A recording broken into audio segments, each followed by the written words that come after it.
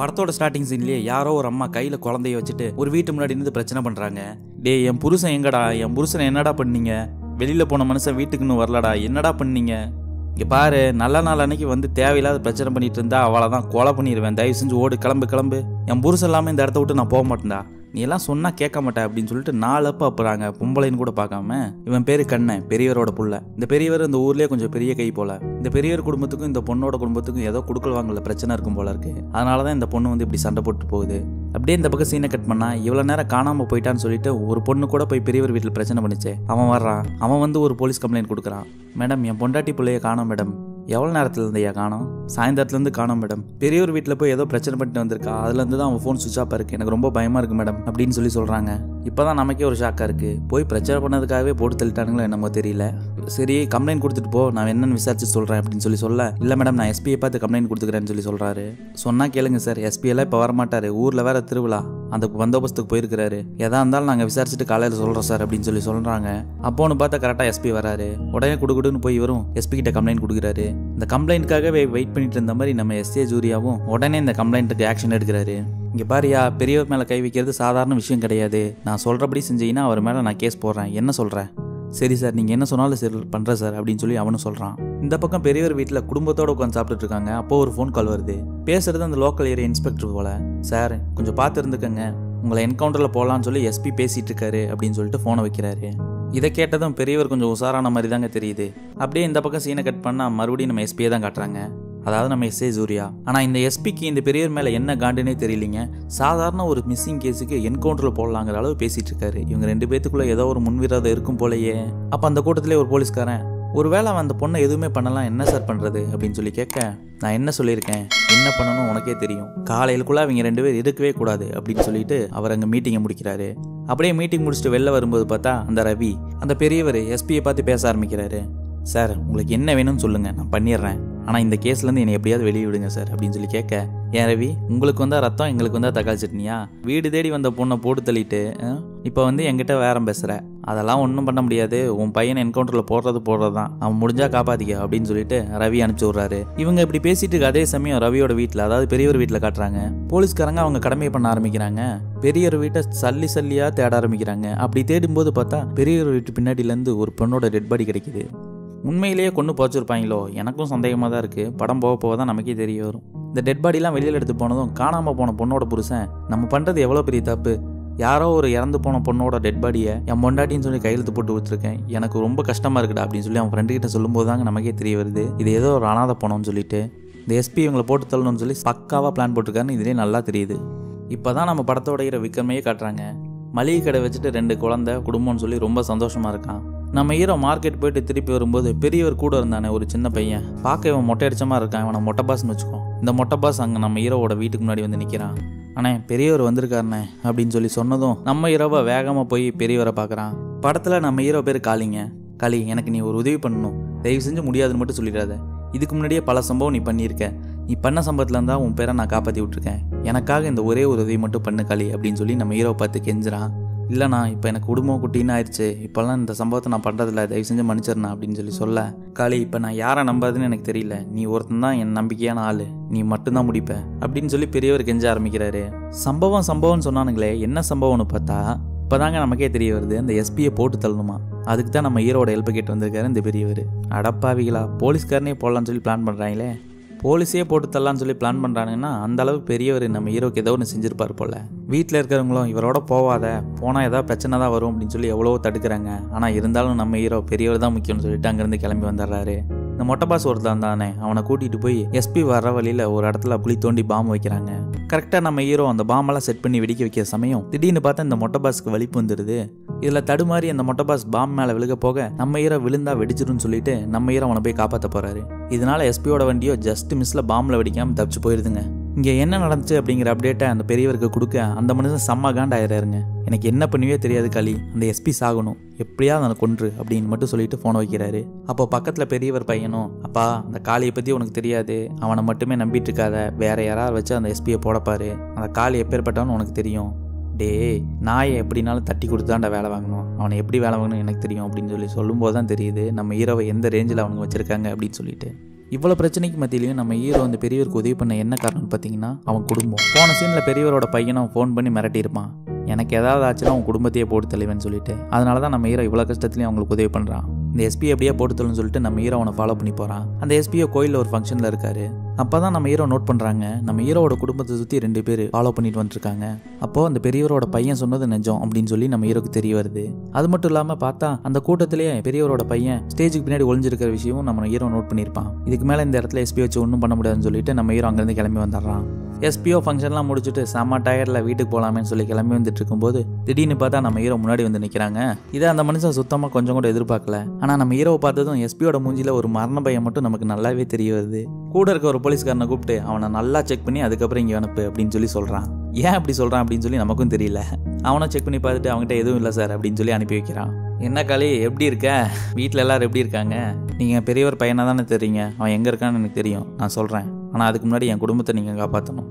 ஏன் காளி பழசெல்லாம் ஞாபகம் வந்துருச்சா? குடும்பம் கூட்டின்னு சந்தோஷமாக தானே இருந்தேன், ஏன் அதேமாதிரி இருந்துட்டு போக மாட்டியா? அது ஒன்றும் இல்லை, ஒரு வேலை செய்ய சொன்னானுங்க, என்னால் செய்ய முடியாதுன்னு சொல்லி சொன்னேன். என் குடும்பத்தை பிடிச்சி வச்சுட்டு என்னை மிரட்டுறானுங்க, என் குடும்பத்தை நீங்கள் காப்பாற்றினீங்க அப்படின்னா அவன் இருக்கிற இடத்த நான் சொல்கிறேன் அப்படின்னு சொல்லிட்டு கெத்தாக ஒரு டீலை போட்டு நம்ம ஹீரோ அங்கேருந்து வராரு.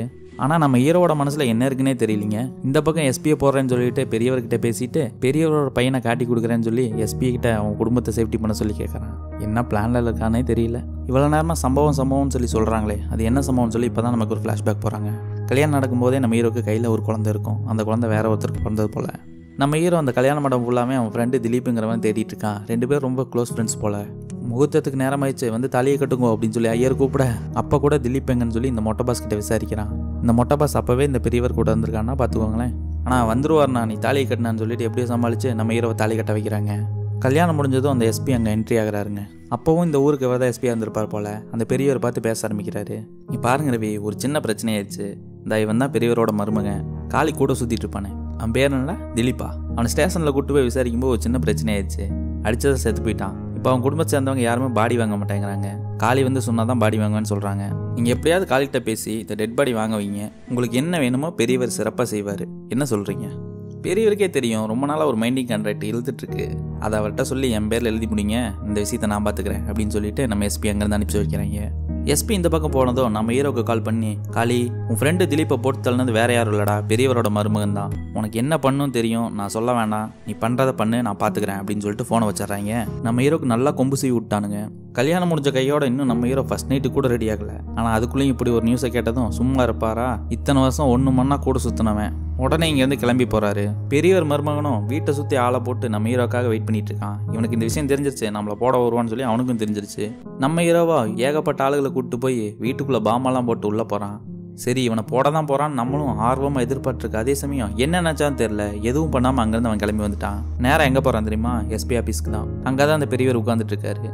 ஏன்டா அனாதை பையலே, உனக்கு என்ன தகுதி இதுக்கு என் மரும மேலே கை வைக்க அப்படின்னு இவர் சொல்லி வாய மூடலை. கையில் ஒரு பேக் கொண்டு போயிருப்பான். அதுக்குள்ளே பார்த்தா நாட்டு துப்பாக்கி பிரிச்சிருக்கும். 2 செகண்டு அதுக்குள்ளேயும் நம்ம ஹீரோ நாட்டு துப்பாக்கி ரெடி பண்ணி ஒரே போடு, அவ்வளோதான். அந்த பெரியவருக்கு பாலை ஊற்றிட்டான். அப்போன்னு பார்த்து அந்த மருமகன் அங்கே வர அவனையும் பார்த்து ஒரு சுடு. இது எல்லாம் எங்கே நடக்குது? நம்ம எஸ்பி ஆஃபீஸில் எஸ்ஜே சூர்யா முன்னாடியே நடக்குது. உங்களுக்கு ஃபர்ஸ்ட் ஞாபகம் இருக்கா? நம்ம ஹீரோவை பார்த்ததும் அவனை ஃபுல்லாக செக் பண்ணுன்னு சொல்லி ஒரு கான்ஸ்டபிளை கூட அனுப்பிச்சி விட்ருப்பானே, அது ஏன்னு இப்போ தான் நமக்கு புரிய வருது. நம்ம ஹீரோ இந்த மாதிரி பெரியவரை போட்டான் அப்படிங்கிற விஷயம் தெரிஞ்சதும் அங்கே வர ரவியோ, என்ன எஸ்பி சார் கேட்டதை சிறப்பாக பண்ணிட்டீங்க போல. ரவி இது பெரிய தப்பு ரவி. தப்பே இல்லை சார், இனி ரவின்னு கூப்பிடாதீங்க, என் பேர் பெரியவர் அப்படின்னு சொல்லி இந்த இடத்துல இருந்து தான் நம்ம ரவி பெரியவராக மாறுறான். ஆனால் ரவி நல்ல மனுஷங்க, சொன்ன மாதிரியே நம்ம ஹீரோவை தப்பிக்க வச்சுட்டு வேற ஒரு ஆளை சரண்டர் பண்ண வச்சுட்டான். அந்த நன்றி கடன்காக என்னமோ தான் இப்போ வரையும் நம்ம ஹீரோ இவன் சொல்கிறதெல்லாம் செஞ்சுட்டு இருக்கான். இப்படியே நம்ம ஹீரோ அவனோட பழைய ஃப்ளாஷ்பேக்லாம் நினச்சி பார்க்குறான். இப்போ அப்படியே சீனை கட் பண்ணி கரண்ட்டுக்கு கொண்டு வராங்க. நம்ம ஹீரோ அவங்க வீட்டில் இருக்கவங்களுக்கு ஃபோன் பண்ண அந்த போலீஸ்காரங்களாம் இவங்கள பார்த்துட்டு இருக்காங்க அப்படிங்கிற விஷயம் தெரிய வருது. இது தெரிய வந்ததும் இந்த கண்ணை, அதான் அந்த பெரியவரோட பையன் எங்கே இருக்கான் அப்படிங்கிற விஷயத்த நம்ம ஹீரோ போட்டு விட்டுறாரு. உடனே எஸ்பியோ கோயில் ஃபங்க்ஷனில் போய் தேடி பார்க்குறாரு. பார்த்தா ஆட்டக்காரங்களா இருப்பாங்களே அந்த ஸ்டேஜ் கடியில் ஒளிஞ்சிருக்கான். அப்படியே கொத்தோட தூக்கிட்டு கொண்டு ஸ்டேஷனில் வச்சு விசாரிக்க ஆரம்பிக்கிறாரு.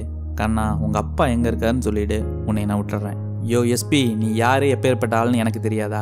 நீ என்ன பிளானில் இருக்கேன்னு தெரியும். என்னையும் போடணும், எங்கள் அப்பாவையும் போடணும், அந்த பிளானில் தானே இருக்க. மவனை என் உசுரே போனாலும் சரி, என் வாயிலேருந்து ஒத்த வார்த்தை வெளில வராது. முடிஞ்சால் எங்கள் அப்பாவை கண்டுபிடுறா. போலீஸில் மாட்டினா கூட பரவாயில்ல, மனுஷன் கேத்தா பேசுகிறாப்பிள்ளைங்க. இந்த படத்துலேயே வர தான் எனக்கு ரொம்ப பிடிச்சிருக்கு. இந்த பக்கம் எஸ்பியோ நம்ம ஹீரோவை பார்த்து, காளி நீ கொடுத்த இன்ஃபர்மேஷன்லாம் கரெக்டு, அவன் அங்கே தான் இருந்தான். ஆனால் இவனை போட்டு அவங்க அப்பனை விட்டுட்டோம்னா அது உனக்கு ரிஸ்க்கு, எனக்கு ரிஸ்க்கு, அது உனக்கே தெரியும். அவங்க அப்பா எங்கே இருக்கான் அப்படிங்கிற விஷயத்த நீ கண்டுபிடிக்கணும். நீ என்ன பண்ணுற, அவன் கூடயே போயிரு, அவங்க அப்பா எங்கே இருக்கான் அப்படிங்கிற தகவலை நீ தான் எனக்கு வாங்கிட்டு வந்து கொடுக்கணும் அப்படின்னு சொல்லிட்டு நம்ம ஹீரோவையும் சந்தேக கேஸில் பிடிச்சி இந்த கண்ணன் கூடயே ஒன்றா போட்டுறாங்க. என்ன காளி, ஒன்று சொன்ன மாதிரி நீ என் கூட வந்து மாட்டியிருக்க, என்ன ஏதாவது ரூட்டு இது எடுத்துட்டியா அப்படின்னு சொல்லிட்டு நம்ம ஹீரோ பற்றி கேட்க, ஏண்டா நீ இருந்த இடம் எனக்கு எப்படா தெரியும், என்னையவே சந்தேக கேஸில் தான் பிடிச்சிட்டு வந்திருக்காங்க, நீ ஏதாவது பேசி குழப்பி ஸ்டேஷனில் கேஸில் மாட்டி விட்றாத, எப்படியாவது இந்த இடத்துலேருந்து தப்பிக்கணும், அதுக்கு என்ன ஏற்பாடோ அதை பண்ணு அப்படின்னு சொல்லி மண்டையை குழப்பி விட்டுறாரு. அவனையும் யோசிச்சு பார்க்குறான். அதே சமயம் இந்த கண்ணனோட ஆளுங்க அங்கே வந்து ஸ்டேஷன் ஃபுல்லாத்தையும் அடிச்சு உடச்சு நம்ம கண்ணனையும் கூட இருந்த நம்ம ஹீரோவையும் காப்பாற்றி அங்கே வந்து கூப்பிட்டு போகிறாங்க. ஆனால் கண்ணனும் ஏகப்பட்ட காண்டில் இருக்க அந்த எஸ்பி மேலே என்ன பண்ணுறான்னா எஸ்பியை போட்டு தள்ளணும்னு சொல்லிட்டு இந்த ஸ்டேஷன் ஃபுல்லாக தேடி பார்க்குறான். ஆனால் ஆல்ரெடி நம்ம எஸ்பிக்கு அடிபட்டு ஒரு இடத்துல மறைஞ்சிருக்காரு. ஆனால் நம்ம ஹீரோவுக்கு எஸ்பியை காப்பாற்றினா மட்டும்தான் அவன் குடும்பத்தையும் காப்பாற்ற முடியும், இந்த பிரச்சனையிலேருந்து வெளியில் வர முடியும். அதனால எஸ்பியை காப்பாற்றலான்னு சொல்லிட்டு ஒரு காரில் வச்சு ஏற்றி அனுப்பி விடுறான். ஆனால் இந்த கண்ணனும் எஸ்பி போன காரையும் கண்டுபிடிச்சு ஒரே இடி எப்படியோ ஒரு கட்டத்தில் தப்பிச்சு போன எஸ்பியும் பிடிச்சிடறானுங்க. இத்தனை பேர் வந்து இந்த எஸ்பி தப்பிச்சு போறானா, இங்கே இருக்கிற எவனோ ஒருத்தன் ஹெல்ப் பண்ணுறான்டா அப்படின்னு சொல்லிட்டு அவனுக்கு ஒரு சந்தேகம் வர உடனே நம்ம ஹீரோவோட ஃபோனை வாங்கி செக் பண்ணி பார்க்குறான். பார்த்தா நம்ம ஹீரோவும் எஸ்பியும் பேசியிருக்கிற டீட்டெயிலாம் இருக்கு. ஏன்டா நம்பிக்கை துரோகி, கூடவே இருந்து குளிப்பறிக்கிறியா, டேய் இவனை போட்டு தள்ளுங்கடா அப்படின்னு சொல்லி அவன் சொல்ல நம்ம ஹீரோவை சும்மா இருப்பாரா, எல்லாத்துக்கூடயும் செம்மையா சண்டை போட ஆரம்பிக்கிறாரு. அதுவும் ஒரு கட்டத்தில் இந்த பெரியவரோட பையன் அதான் அந்த கண்ணை கையை மட்டும் வெட்டுவா இருப்பாருங்க, செம்மையா இருக்கும் இந்த சீனு. அங்கே இருக்கிற எல்லாத்தையும் போட்டு தள்ளிட்டு வீட்டுக்கு வர்றாரு நம்ம ஹீரோ. நம்ம ஹீரோவோட சட்டையில் ரத்த கடை இருக்கிறத பார்த்து நம்ம ஹீரோயினை என்னாச்சுன்னு சொல்லி கேட்க நம்ம ஹீரோ நடந்த விஷயத்தெல்லாம் சொல்கிறான். ஆனால் இப்போதான் இந்த இடத்துல ஒரு ட்விஸ்ட் பாருங்க. இவங்க இப்படி வெளியில் பேசிட்டு இருக்கிறத அந்த மொட்டை பாஸ் பாத்ரூம்ல இருந்து கேட்டுறான். இந்த மொட்டை பாஸ் யாரோட விசுவாசி, இந்த பெரியவரோட விசுவாசி. சரி சட்டையை கழட்டி போட்டு குளிச்சுட்டு வாங்க, எந்த பிரச்சனாலும் அப்புறம் பார்த்துக்கலாம் அப்படின்னு சொல்லிட்டு ஹீரோயின் சொல்ல ஹீரோவோ பாத்ரூம் கதவை திறக்கும் போது தான் தெரியுது இவ்வளோ நேரம் இவங்க 2 பேர் பேசிட்டு இருந்ததை இந்த மொட்டை பாஸ் கேட்டான் அப்படின்னு சொல்லிட்டு. அப்புறம் என்ன, அவன் சொல்லியும் முடிச்சாரு நம்ம ஹீரோ. ஆனால் இங்கே இவ்வளோ சம்பவம் நடந்திருக்கு, பெத்த பையன் செத்து போயிட்டான் அப்படின்னு சொல்லி எந்த விஷயமே தெரியாம அந்த பெரியவரோ அவரோட ஒட்டுமொத்த குடும்பத்தையும் கொஞ்ச நேரத்துக்கு நீங்க வச்சிருக்காளி அப்படின்னு சொல்லிட்டு நம்ம ஹீரோ வீட்டுக்கு முன்னாடி தான் கொண்டு வந்து இறக்குறாரு. என் பையன் அப்பவே தப்பிச்சிட்டேன்னு சொல்லி ஃபோன் பண்ணா, இன்னும் ஆளை காணோம், வா காளி நம்ம போய் பாட்டு வந்துடலாம் அப்படின்னு சொல்லிட்டு நம்ம ஹீரோ கூப்பிட்டு அவர் கிளம்ப இந்த ஒட்டுமொத்த குடும்பமே இவங்க காளியோட வீட்டுக்குள்ள போய் இருக்காங்க. ஆனா நம்ம ஹீரோயின் கொஞ்சம் தப்பா நடக்கிறத பார்த்து அவங்க பொண்ணுக்கு சந்தேகம் வந்து அவங்க அப்பாவுக்கு கால் பண்றாங்க.